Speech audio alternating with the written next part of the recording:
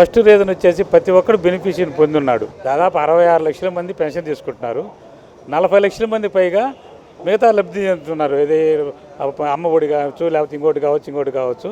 పథకాలు బాగున్నాయి కాబట్టి దాదాపు ఇంచుమించు 1 కోటి మంది ప్రజలు ఈ పథకాలు అనుభవిస్తున్నారు, ఎంజాయ్ చేస్తున్నారు. వాళ్ళు ఖచ్చితంగా ఓట్లు వేస్తారని నమ్మకం జగన్కి ఉంది, ప్రజలకి ఉంది, అందరికీ ఉంది. దాంట్లో ఎటువంటి డౌట్ అయితే ఏం లేదు. రెండోది మీరు చెప్పినట్టు షర్మిల విషయం వస్తుందని అనుకోవట్లేదు, వచ్చినా ఇబ్బంది కలగద్దని ఎవరు అనుకోవటం లేదు. మొదటిది. రెండోది కూడా ఆమె వస్తుందనేటువంటి డౌటే లేదు. ఎందుకంటే ఆమెది యూటర్న్ ఆల్రెడీ ప్రధానంగా తెలంగాణలో యూటర్న్ తీసుకోవడానికి కారణం ఏపీకి సంబంధించి ప్రచారానికి ఉపయోగించారని, అలాగే ఒక రాజ్యసభ సీట్ ఆమెకి ఇస్తారు అని, ఎంపీ రాజ్యసభ ఇస్తారు అనేటువంటి ప్రచారం అయితే భారీగా జరుగుతుంది. కొంతమంది కాంగ్రెస్ నాయకులు కూడా దీన్ని బలపరుస్తున్నారు. కర్ణాటక నుంచి ఎంపీగా ఇచ్చే అవకాశం ఉంది, ఏపీలో ఆమె షర్మిల ప్రచారం చేసేటువంటి అవకాశం ఉందని కొంతమంది రాజకీయ నాయకులు చెప్తున్నారు. ఇది కరెక్టేనా? కాంగ్రెస్ నాయకులు చెప్తున్నారు 100% ఇది రోమరు. కాంగ్రెస్ వాళ్ళు ఎందుకు ప్రచారం చేస్తున్నారంటే అక్కడ ఏదో వచ్చింది, కాంగ్రెస్ పార్టీ వచ్చిన దానికి కారణం 100% షర్మిల కూడా ఉంది. ఎందుకంటే మనం అనుకోవాలి కదా, షర్మిల ఒక స్టెప్లో యూటర్న్ తీసుకుంది. ఎందుకంటే కాంగ్రెస్ రావాలి అధికారంలోకి అనే ఉద్దేశంతో యూటర్న్ తీసుకుంది. అది అక్కడ పాయింట్, అక్కడ సక్సెస్ అయిపోయింది. అక్కడ ఆ వ్యూహం ఫలించింది. ఇక్కడ ఏపీలో కాంగ్రెసే లేదు, ఇంక వ్యూహం ఏముంటుంది? కాంగ్రెసే లేని దగ్గర కాంగ్రెస్ పార్టీకి నిలబడేవాడు లేడు. కాంగ్రెస్ అనేది ఎక్కడా లేదు, ఊరక బోర్డుల్లో ఉంది. ఆ కాంగ్రెస్ పార్టీ పాత గత వైభవంలో సంబంధించిన గుర్తుగా నిదర్శనంగా ఆఫీసులు ఉన్నాయి ప్రతి జిల్లాకు ఒకటి, అంత తప్పక ఏం లేదు ఇక్కడ. అంటే ఏపీలో గతంలో షర్మిల ప్రచారం చేశారు కదా వైసీపీకి కూడా, సో ఈసారి ఏమన్నా ఆమె ఇన్ఫ్లుయెన్స్ ఏమన్నా కొంత మాత్రం ఉండదంటారా? ఏమి లేదు, రాదు. కాంగ్రెస్ తరఫున ప్రచారం చేస్తున్నది నా మాత్రం కూడా ఊహకందని విషయం. అది ఖచ్చితంగా చేయదు. అది 100% గ్యారంటీ, అష్యూరెన్స్ ఇస్తారు, ప్రతి ఒక్కరికి తెలుసు. రెండోది, ఆమె వచ్చి కాంగ్రెస్ పార్టీ తరఫున చేసినా ఇక్కడ కాంగ్రెస్ పార్టీ లేకపోతే ఆమె వచ్చి ఏం చేస్తుంది? ఇక్కడ ఏం చేయలేదు కదా. అక్కడ ఉన్న కాంగ్రెస్ పార్టీలో బలంగా ఉన్న తెలంగాణలో కూడా ఆమె కాంగ్రెస్ పార్టీని తరఫున చేయకుండా ఆమె వైఎస్ఆర్టీపీ పెట్టి ఏమి చేయలేకపోయింది. ఇక్కడ కాంగ్రెస్ పార్టీలో వచ్చి ఏం చేస్తుంది? ఆమె ఏం చేయలేదు. అది అసలు టాపికే కాదు అది.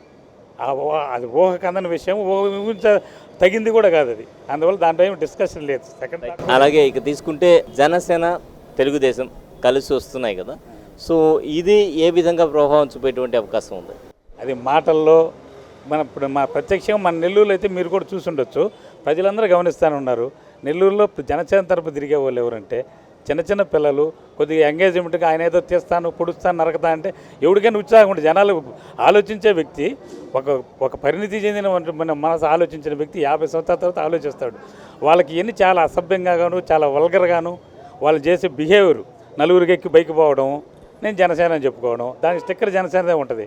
నలుగురు పిల్లకాయలు ఎక్కిపోయేదానికి జనసేన ఉంటుంది. సెల్ ఫోన్ కొట్టి మాట్లాడుతుంటాడు, దానికి ఆ బండికి స్టిక్కరు జనసేనదే ఉంటుంది. వాళ్ళు ఎంతసేపటి కంటే వాళ్ళకి కావాల్సింది ఏంటంటే అనేది కావాలి, బ్లడ్ యువక రక్తం అని. రేపు పొద్దున ఎలక్షన్ దాకా వస్తారనో, లేకపోతే ఎలక్షన్కి వచ్చిన తర్వాత వాళ్ళందరూ కూడా వచ్చి ఫాలో చేసి ఏదో కొంత క్రియేట్ చేయాలన్న, ఒక అట్మాస్ఫియర్ క్రియేట్ చేయాలన్నా ఇంట్లో పెద్దలు ఒప్పుకోరు. పెద్దలకి తిరిగినంత వరకు, తల్లిదండ్రులకు తిరిగినంత వరకే వాళ్ళు బజార్లో తిరగడం కానీ చేస్తారే తప్పగా, పెద్దోళ్ళకి తీసిన తర్వాత వాళ్ళు సైలెంట్ అయిపోతారని పూర్తి నమ్మకం ఉంది నాకు. అంటే ఓటు స్వతంత్రంగా వేస్తారు కదా, అట్లా యువత ఏమన్నా పవన్కి ఆకర్షితులయ్యేటువంటి అవకాశం? యాక్చువల్గా గత 30 సంవత్సరాలు నేను చూస్తున్నాను. నా పాటికి నేను చిన్న వయసులో ఉన్నప్పుడు, యూత్గా ఉన్నప్పుడు నేను స్వతంత్రంగా వేద్దామని అనుకుంటాను. పలానా వాళ్ళకి ఓటు వేయాలనుకుంటాను నేను. పార్టీలు ఎస్ఎఫ్ఐ కావచ్చు, డిఎస్ఓ కావచ్చు, ఇట్లా పార్టీలో ఉన్నప్పుడు చదువుకునే రోజులు. అది అయిపోయిన తర్వాత నా జాబు వృత్తిపరంగా నేను మారిపోయిన తర్వాత నేనేమనుకుంటాను, సహజంగా ఇంట్లో వాళ్ళని ఒక మాట అడుగుతాం. పెద్దవాళ్ళు ముందే చెప్తారు, ఒరే నాయన పలానా పార్టీ రావాలి, మనకు సేఫ్గా ఉంది, మనకు అనుకూలంగా ఉంది, నువ్వు అట్ట చేసి చేస్తావేమో అని చెప్తారు ఇంట్లో.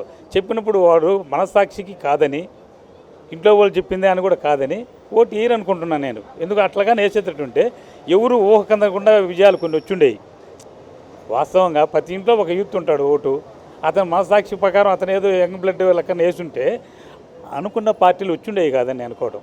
పెద్దలు చెప్పిన దాని మీద అనుభవం మీద తీసుకొని ఓటే కదా, పెద్దోళ్ళు చెప్తున్నారు, మా నాన్న చెప్తున్నాడు, మా నాన్న మీద అభిమానం, అమ్మ చెప్తుంది, అమ్మ మీద అభిమానం కొంత ఖచ్చితంగా ఉంటుంది. అంతేగాని ఏదో ఆయన మనసాక్షి నాకు నచ్చేది, ఈరోజు నాకు పవన్ నచ్చాడు, రేపు పొద్దున ఇంకో సినిమా యాక్టర్ నచ్చాడు అనే విధంగా ఓటు ఈరని అనుకుంటున్నా. రైట్. చివరిగా నెల్లూరు నగరం విషయాన్ని తీసుకుంటే, ఓవైపు మనుక్రాంత్ రెడ్డి ప్రచారం చేస్తున్నారు జనసేన తరఫున, మరోవైపు నారాయణ ఆయనే టీడీపీ అభ్యర్థి అన్నట్టు ఆయన ప్రచారం చేసుకుంటూ ఉన్నారు. మరో వైసీపీ నుంచి ఎమ్మెల్యే అనిల్ అని ఆల్రెడీ డిక్లేర్ చేస్తున్నారు. సో అనిల్ కుమార్ యాదవ్ గారు ప్రచారం చేస్తున్నారు. ఈ ఇక నెల్లూరు విషయం తీసుకుంటే నెల్లూరు వరకు జనసేన నుంచి మనుక్రాంత్ రెడ్డి ప్రచారం చేస్తున్నారు. అలాగే ఇటు నారాయణ గారు, అటు ఎమ్మెల్యే అనిల్ కుమార్ యాదవ్ గారు వైసీపీ నుంచి ప్రచారం చేస్తున్నారు. ఈ ముగ్గురులో ప్రజలు ఎవరికి ఆకర్షితులయ్యేటువంటి అవకాశం ఉంది? ఎందుకు? మీరు ముగ్గురు అనుకుంటున్నారు, నేనైతే ఇద్దరే అనుకుంటున్నాను. ఎందుకంటే ఈ ముగ్గురులో ఇద్దరు అవుతారు. ఓకే, టీడీపీ జనసేనలో ఒకరు అవుతారు. యాక్చువల్గా అనిల్ కుమార్ యాదవ్ నిలబడితే అది వేరే పార్టీ ఆదేశిస్తుంది, నిలబడతాడు. అది వైఎస్ఆర్సీపీ తరఫున ఒక్కరే ఉంటారు, దాంట్లో డౌట్ అయితే ఏం సందేహం లేదు. ఈ టీడీపీ నుంచి కానీ జనసేన నుంచి కానీ ఇద్దరు అభ్యర్థులు అనేది ఉత్తమాటలే. ఎందుకంటే అంతలా ఒకరే పోటీ చేస్తారు, ఎవరుంటే బాగుంటుంది అనేది కూడా ఆల్రెడీ తెలుగుదేశం చెప్పిన వ్యక్తే ఉంటారు తప్పగా జనసేన సంబంధించిన వ్యక్తి ఉండరు. తెలుగుదేశం చెప్పిన వ్యక్తి కూడా మనం ప్రత్యక్షంగా చూసాం రూరల్లో. రూరల్లో 4 సంవత్సరాలు కష్టపడి అజీజ్ పార్టీని బిల్డప్ చేసి తీసుకువచ్చిన తర్వాత వైఎస్ఆర్లో నుంచి వచ్చినటువంటి శ్రీధర్ రెడ్డికి ఇస్తున్నారు టికెట్ ఇప్పుడు. అంతేగాని రేపు ఈరోజు మనుక్రాంత తిరిగినా, మొన్నటిదాకా వినోద్ రెడ్డి తిరిగినా, ఏ రెడ్లు తిరిగినా కానీ లాస్ట్కి పోయేదేమో నారాయణకే టికెట్. అందువల్ల దాంట్లో సెకండ్ థాట్ థర్డ్ థాట్ అనేది ఏమీ లేదు. ఆలోచించుకోవాల్సింది ఎవరు? జనసేన పార్టీలో ఉన్నట్టు మనుక్రాంత్ రెడ్డితో పాటు తిరుగుతున్నటువంటి ప్రజలు ఆలోచించుకోవాలి. దాంట్లో ఆ పార్టీ కార్యకర్తలు ఆలోచించుకోవాలి. అంటే మనం ఇప్పుడు తిరిగినా కానీ రేపు పొద్దున్న తెలుగుదేశం చెప్పి నారాయణకి చేయాల్సి వస్తుంది అని చెప్పి ఆ భావంలో ఉండాలి. వాళ్ళు ఆ ట్రాక్లోకి వెళ్ళిపోతే ఈ 2 నెలలైనా వాళ్ళు హ్యాపీగా ఉంటారు. లేకపోతే ఆ రోజు మేము ఊహించాము ఈయనకి ఇస్తారని, ఆ రోజు వాళ్ళు మాకు ఇవ్వలేదు అని చెప్పి ఏదో అని అడిగితే లాస్ట్ జరగబోయేది ఏంటి, అందరిని కూర్చోబెట్టి బుద్ధిగా పోయేసి ఆయనకి పని చేయను అని చెప్తారు. అందుకని ఆ ఏర్పాటు ఇప్పుడే చేసుకుంటే మేలు వాళ్ళు, నాకు తెలిసి అయితే. అది ఇద్దరిలో ఎవరు బలమైన అభ్యర్థి అంటారు? వాళ్ళు టౌన్ ఇద్దరు అభ్యర్థుల్లో బలమైన అభ్యర్థి అంటే నేను ఇంక చెప్తే ఏదంటే నా తాహత మించి చెప్పినట్టు అవుతుందేమో.